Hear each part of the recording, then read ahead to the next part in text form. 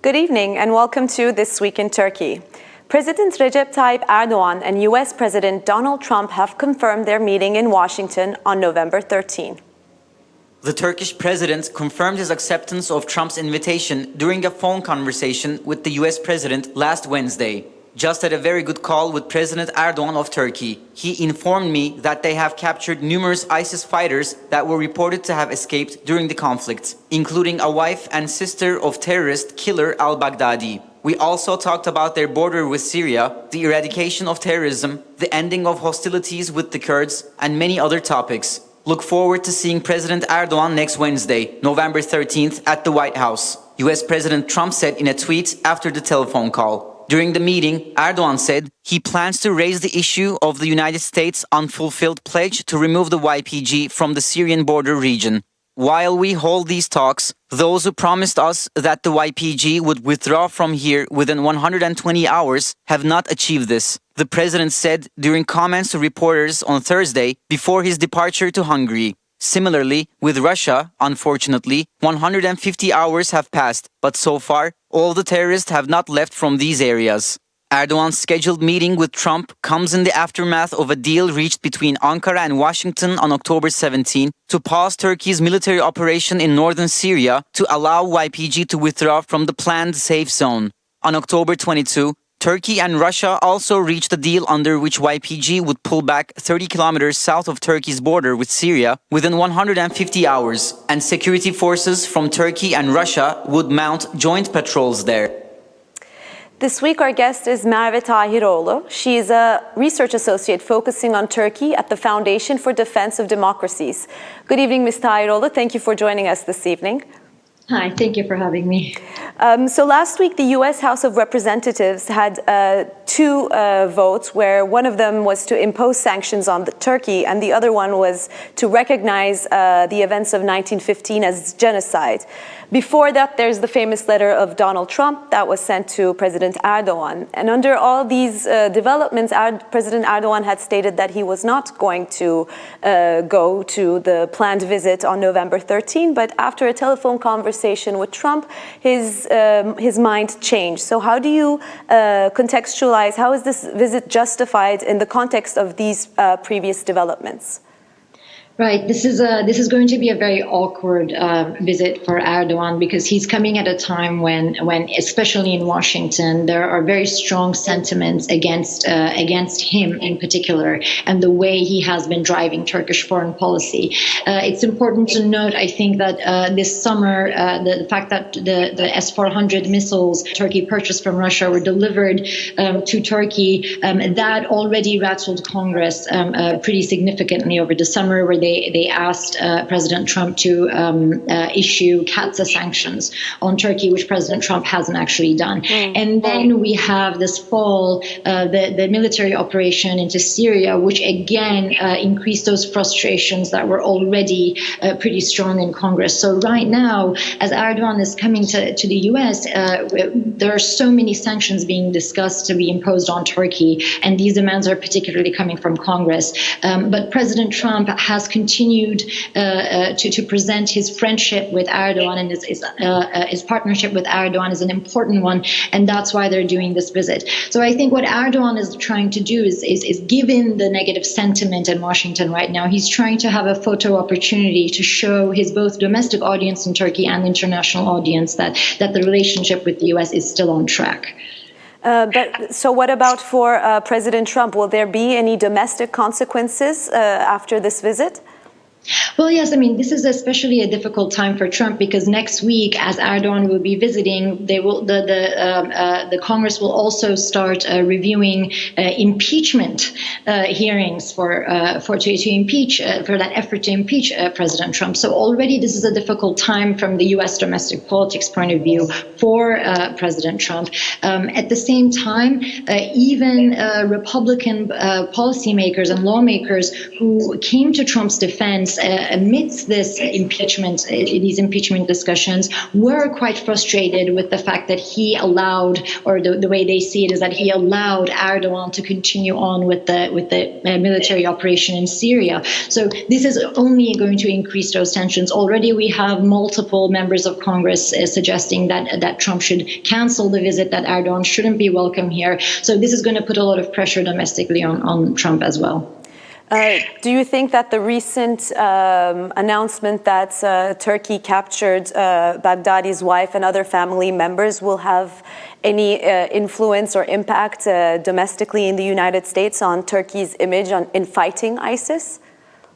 I don't think so. I mean, this is clearly what the Turkish side is trying to do. They're trying to show that they too have leverage and that they are a part of this ongoing struggle against ISIS. But from the U.S. point of view, Turkey has not played an important role in this fight. The YPG has spearheaded this effort to defeating ISIS, and that is why the sentiment on Turkey with the military incursion in Syria is so important, and so the feelings are so heightened here because from the U.S. point of view, it was the YPG that carried on this fight and not Turkey. So I don't think that's going to be able to actually change much of the image, Turkey's image today. Mm-hmm. And what will Erdoğan ask Trump during the meeting? The spokesperson for the presidency, İbrahim Kalın, has stated that they wanted concrete results to come out of this meeting, mainly regarding Syria, counterterrorism, the defense industry, and trade. Do you think Turkey will be able to get any concrete results in these domains? Well, Turkey's main concern right now is and should be these various sanctions. And I want to underline that there are multiple sanctions being discussed right now in Congress. So I think what Erdoğan really wants to do is to agree with President Trump to try to stall Congress and stall those sanctions. President Trump has been trying to reach a trade deal with Turkey as well, as you mentioned, and that is something that is seen as a carrot that he could offer to Erdoğan. But again, it's going to be very difficult for the two leaders to do that because while Erdoğan and Trump seem to have a good relationship, Erdoğan has very few friends left outside of the White House in Washington. So this is going to be very, very difficult. Mm-hmm. Okay. Well, I'm sure we're going to have a lot to discuss after November 13 in that case. Thank you, Ms. Tahiroğlu, for joining us this evening and for your evaluations. Thank you very much.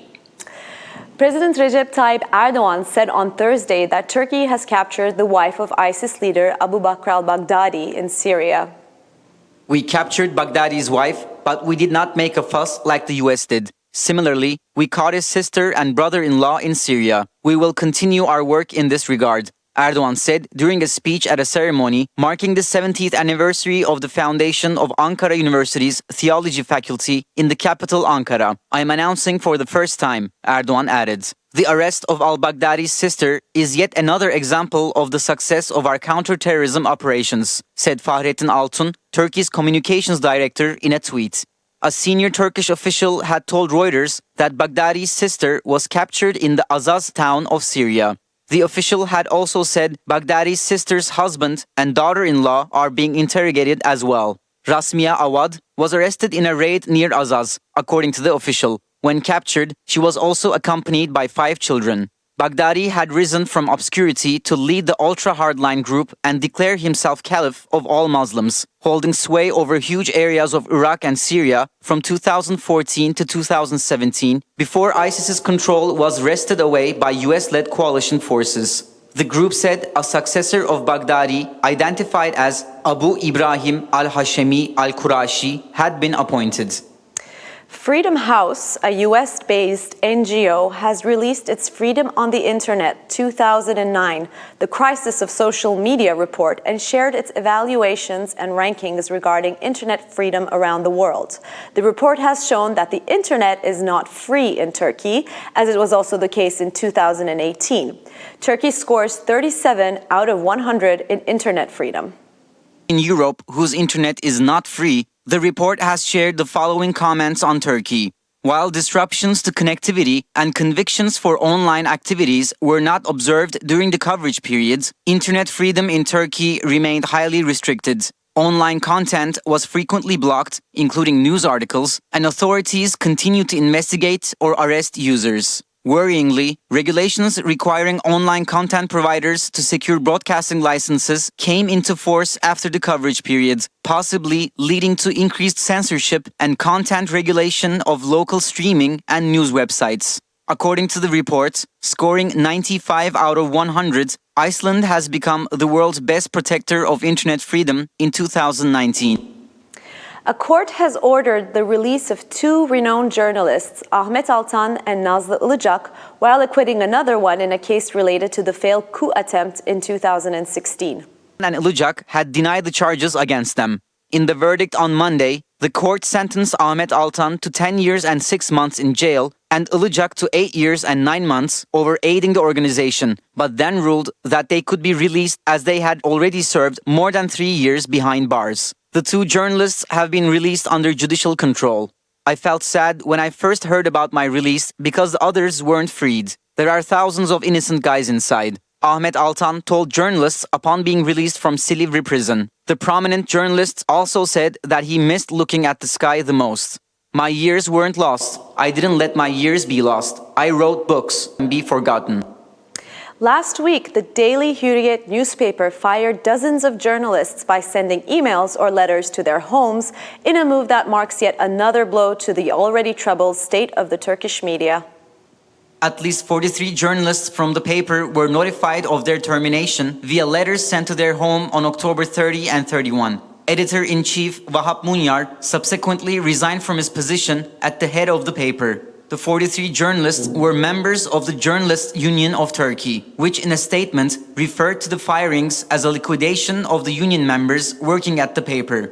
We're calling upon prosecutors. This reckless administration, which fired journalists who were undergoing cancer treatment or who were on maternity leave, is in violation of the Constitution. The freedom to organize is a constitutional right. Hürriyet's owner Demirören Holding has committed a crime, TGS said in its statement, according to Gazete Duvar English. Our members will defend their rights on the streets, in the courts, and in the international arena until the end. We will teach bosses to respect the rights of their employees, the TGS said. According to the World Happiness Report, which is an annual publication of the UN Sustainable Development Solutions Network, Turkey has slipped 5 places to 74th out of 156 countries. As in the past years, Nordic countries dominated the top rankings. According to the report, Finland is the happiest country in the world. Denmark follows Finland in 2nd place, while Norway is in 3rd. The last 3 countries on the list are Afghanistan, Central African Republic, and South Sudan. That's all from This Week in Turkey. See you next Friday at 8 p.m. Good night.